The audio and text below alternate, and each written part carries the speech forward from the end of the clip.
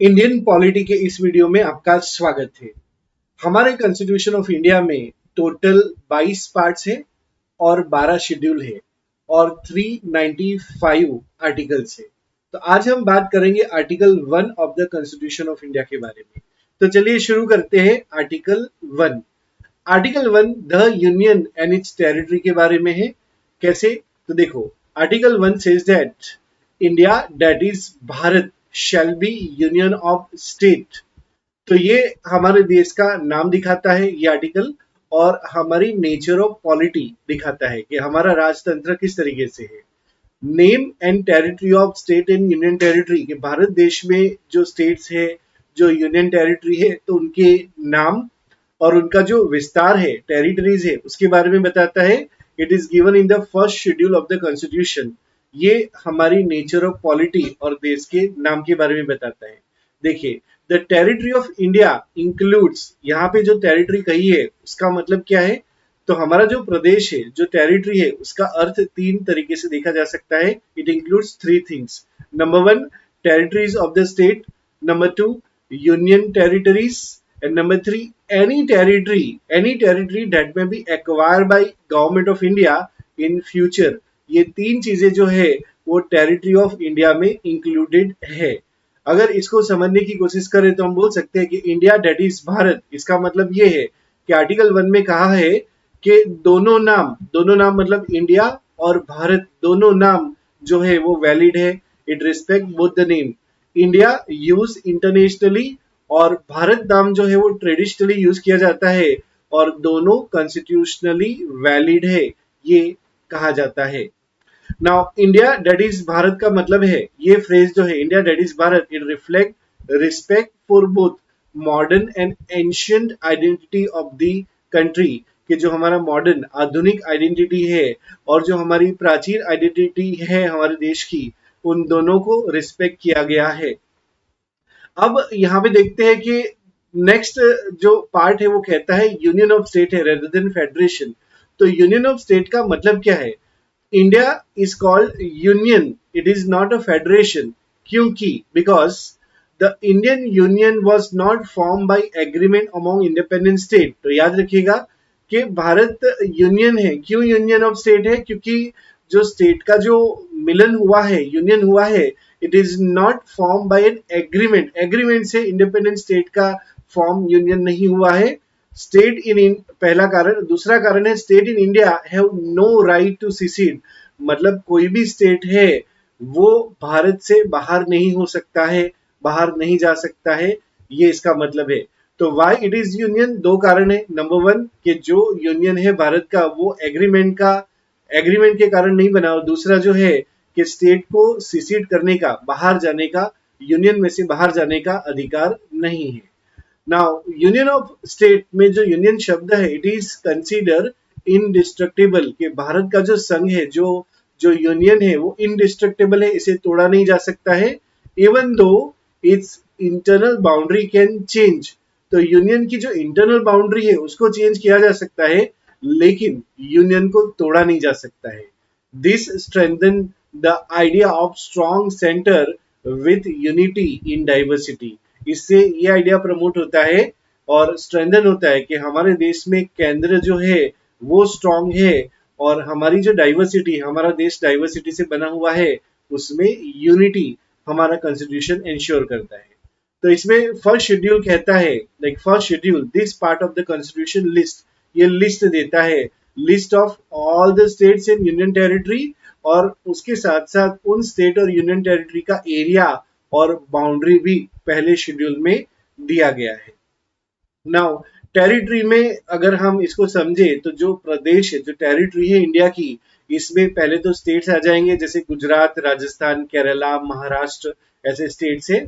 उसके बाद territory of union territory, जैसे केंद्र शासित प्रदेश की जो टेरिटरी है वो आ जाएगी, जैसे दिल्ली, चंडीगढ़, लद्दाख हो गया। और तीसरा है एनी न्यू एक्वायर्ड टेरिटरी, जैसे कि गोवा को 1961 में एक्वायर किया गया था पोर्टुगीज से। तो ऐसी टेरिटरी भी ये टेरिटरी ऑफ इंडिया में शामिल होती है। एग्जाम्पल अगर बात करें, example of territorial changes in India, Goa तो देखिए, जब हमारा कॉन्स्टिट्यूशन बना था, आजादी हमें मिली थी, उसके बाद कॉन्स्टिट्यूशन बना, कॉन्स्टिट्यूशन इंप्लीमेंट होना शुरू हुआ 1950 में, तब गोवा हमारा पार्ट नहीं था। Goa was not originally part of India, it was acquire from Portugal in 1961 and later it become state in India. ये एक्वायर टेरिटरी का एक एग्जाम्पल है कि कैसे ये भारत में शामिल हुआ। उसके बाद दूसरा एग्जाम्पल है सिक्किम का, जैसे यहाँ पे गोवा है और दूसरा यहाँ पे सिक्किम है। Now Sikkim became part of India in 1975। 1975 में सिक्किम जो है वो भारत का हिस्सा बनता है, and it was made 22nd state through 36 constitutional amendment, कि 36वां अमेंडमेंट पास हुआ और सिक्किम 22nd स्टेट भारत का बनता है। नाउ दूसरे एग्जांपल, जैसे 2019 की बात करें तो 2019 में Jammu and Kashmir reorganisation act pass हुआ था। Jammu and Kashmir reorganisation act pass हुआ और उसके मुताबिक जम्मू कश्मीर और लद्दाख, ये दो यूनियन टेरिटरी जो है वो बनती है। तो 2019 में जम्मू कश्मीर एक यूनियन टेरिटरी बना और एक लद्दाख, ऐसे दो यूनियन टेरिटरी जो है वो बनते हैं। तो ये भी एक तरीके का रीऑर्गेनाइजेशन का एग्जाम्पल है। नाउ अब आर्टिकल 1 को हम कुछ case laws, important case laws के माध्यम से समझते हैं। सबसे पहले बैरूबरी यूनियन केस 1960 की बात करेंगे, उसके बाद मगन भाई ईश्वर भाई पटेल 1970 की बात करेंगे, ये केस की बात करेंगे। उसके बाद state of waste Bengal versus union of India 1963 की बात करेंगे। तो चलिए शुरू करते हैं। बैरूबरी यूनियन केस 1960 में हुआ था। तो जैसा कि जो वेस्ट बंगाल है उसका एक एक्सट्रीम पार्ट है, एकदम कोने में जो एक पार्ट है, जो ईस्टर्न पाकिस्तान मतलब आज का बांग्लादेश, तो उस समय पर ये ईस्टर्न पाकिस्तान था। और ये जो हिस्सा था बैरूबरी यूनियन का, जो मैप में दिखाई दे रहा है, ये हिस्से को लेकर इश्यू हुआ था। और ये सवाल उठा गया कि could India give away a part of its territory, उस टाइम पे बैरूबरी था इसीलिए, टू पाकिस्तान मतलब other country just by agreement. क्या मात्र एग्रीमेंट के द्वारा, सिंपल तरीके से, क्या कोई हमारा भाग हो तो कुछ किसी दूसरे देश को दे सकते हैं? इस केस में बैरूबरी को ईस्टर्न पाकिस्तान को दिया जा सकता है या नहीं दिया जा सकता है? यहाँ पे सुप्रीम कोर्ट ने कहा था नो, सुप्रीम कोर्ट से दैट नो, नहीं दिया जा सकता है, सिंपल एग्रीमेंट से नहीं हो सकता है। अगर ऐसा कुछ करना हो तो कॉन्स्टिट्यूशनल अमेंडमेंट करना पड़ेगा आर्टिकल 368 के द्वारा, और इसीलिए रिजल्ट हुआ 9th कॉन्स्टिट्यूशनल अमेंडमेंट पास करना पड़ा और उसके द्वारा बैरूबरी का जो एरिया था वो पाकिस्तान को दिया गया उस समय पे। तो मतलब सिर्फ एग्रीमेंट के द्वारा कोई अपना हिस्सा हम नहीं दे सकते, ये बैरूबरी यूनियन केस में कहा गया था। नेक्स्ट केस है मगन भाई ईश्वर भाई Patel versus union of India 1970 का केस है। इसमें कोर्ट ने कहा था कि while government of India can enter into international agreement, कि भारत सरकार इंटरनेशनल एग्रीमेंट में आ सकती है, इंटरनेशनल एग्रीमेंट कर सकती है, ट्रीटीज कर सकती है दैट इन्वॉल्व सीडिंग टेरिटरी, जिसमें हम अपनी टेरिटरी जो है वो किसी दूसरे देश को दे सकते हैं। लेकिन ऐसा कोई एग्रीमेंट होगा, it need to be ratified by parliament through legislation. Parliament के अंदर लेजिस्लेशन पास करके इसको, इस एग्रीमेंट को पास करवाना पड़ेगा, पार्लियामेंट से पास करवाना पड़ेगा, ये यहाँ पे सुप्रीम कोर्ट ने कहा था। नाउ तीसरा एक केस है जो है state of waste Bengal versus union of India 1963 का केस है। यहाँ पे वेस्ट बंगाल स्टेट गवर्नमेंट ने चैलेंज किया था power of parliament to change the state boundary, कि क्या पार्लियामेंट के पास पावर है कि स्टेट बाउंड्री को ये चेंज कर सकता है।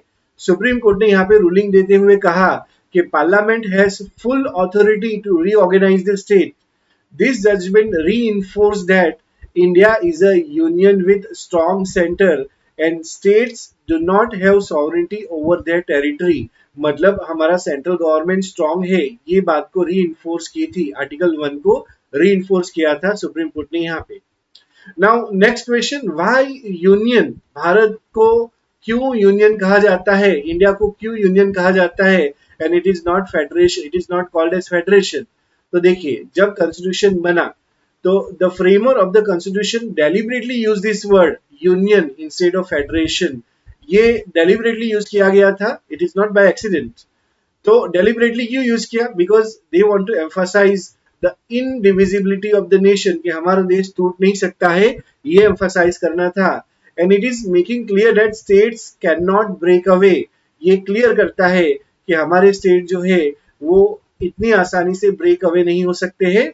It ensure that the central governments authority in matter of national integrity, कि नेशनल इंटीग्रिटी के मामले में सेंट्रल गवर्नमेंट की अथॉरिटी जो है वो रहेगी, इसे एंश्योर किया था, इसलिए इसको यूनियन कहा जाता है, फेडरेशन नहीं कहा जाता है। Now let's conclude that article 1 define political geography of India, ये यहाँ पे साबित होता है। And it mark the beginning of constitution and it set the tone, एक टोन सेट करता है for a strong united nation with flexible territorial structure. It provide that the constitutional basis for the reorganisation, कि ये हमारे constitution का एक base देता है for the purpose of reorganisation, inclusion and expansion of Indian territory in a legal and ordinary manner, कि हमारे constitution में आगे जो चीजें होने वाली है उसका एक बेस ये आर्टिकल देता है, आर्टिकल 1। यहाँ पे आर्टिकल 1 कंप्लीट होता है। अब हम कुछ क्वेश्चंस देख लेते हैं। देखिए पहला सवाल है, which article of Indian constitution define India, that is Bharat. तो ऑप्शन है आर्टिकल 2, दूसरा ऑप्शन है article 1, option C is article 3, option D is article 4। आप अपना आंसर कमेंट बॉक्स में दे सकते हो। यहाँ पे करेक्ट आंसर होगा article 1, option B. Next question जो है वो है, the phrase India that is Bharat signifies, what it signify. The correct answer is option C, two official name for the same country, India और भारत दो नाम है। तीसरा क्वेश्चन है, India is called a union of state and not a federation because. यहाँ पे answer है, the union is indestructible and state can not secede। Next question है, which schedule of Indian Constitution contain the name and territory of state and union territory। यहाँ पे correct answer होगा, correct answer is option C, that is first schedule. Next question, which of the following is not included in the definition of territory of India under article 1। Correct answer होगा, correct answer is option D, territories under United Nation control. Next question, the case of Berubari Union 1960 is significant because it clarify। Correct answer होगा, यहाँ पे correct answer है option C, that ceding Indian territory require constitutional amendment. Next question, which of the following territory was integrated into India by acquisition after constitution came into force। The correct answer is option B, Goa। Next question, in which case did Supreme Court uphold center power to reorganize state, stating that India is a union। Correct answer होगा यहाँ पे option D, state of waste Bengal versus union of India.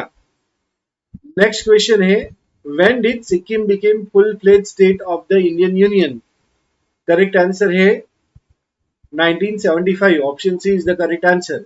यहाँ पे इस video को हम complete करते हैं। Thank you for watching this video, thank you.